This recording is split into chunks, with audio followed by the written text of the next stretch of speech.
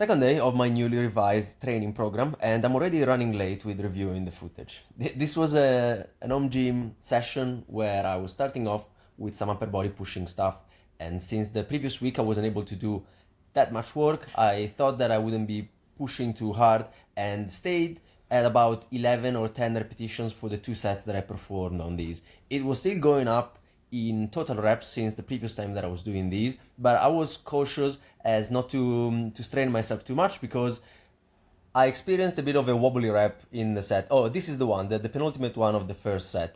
Here, the left shoulder wasn't really in the best position, and it kind of got out of alignment, which is strange because in the past I had issues with my right shoulder that was injured, but I never really felt any instability in the left one.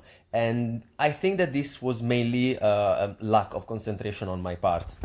And it was definitely addressed in the second set. I was much more in the exercise without thinking about what was coming next. Because as I am arranging everything as a kind of a giant set that revolves around this bench here, after the incline presses, I was getting into some unilateral leg work. So I collapsed the bench in a way that it was flat so that I could lay my back leg onto it and do some Bulgarian split squats.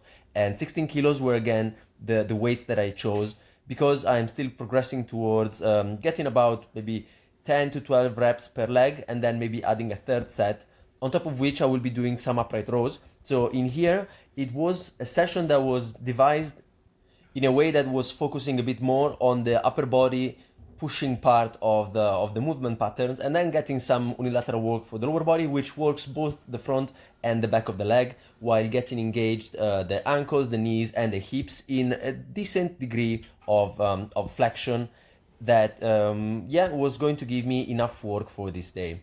And then I was finishing it all off with some holds on the handstand against the wall. I was trying to get on freestanding as much as possible, but since the main focus was getting some time in there, at some point when I felt like I wasn't really able to hold the freestanding position without possibly falling over, I was kind of allowing myself to tap on the wall so as to regain some stability and deload slightly. That allowed me to get some extra time in there.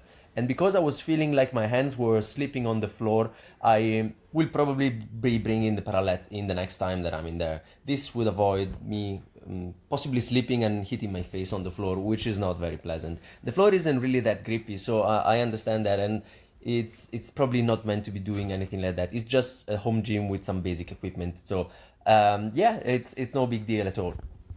I was quite sure that most of the exercises that I had introduced and changed in my program were going to be agreeable with the way that the gym is set up, and I really didn't think about the floor, but it's no big deal because I can fix that with parallettes. And also, as I'm going to possibly be doing the handstand push-ups over there, I will have to make sure that when I do those without parallettes, that my hands are very dry. But the rest of the equipment is actually designed to be as safe as possible because this is an unmanned gym, there is no staff there, and so every attendee is left to their own devices, so they need to make it as safe as possible. Probably they didn't really expect that some weirdo was going to start doing handstands on the floor.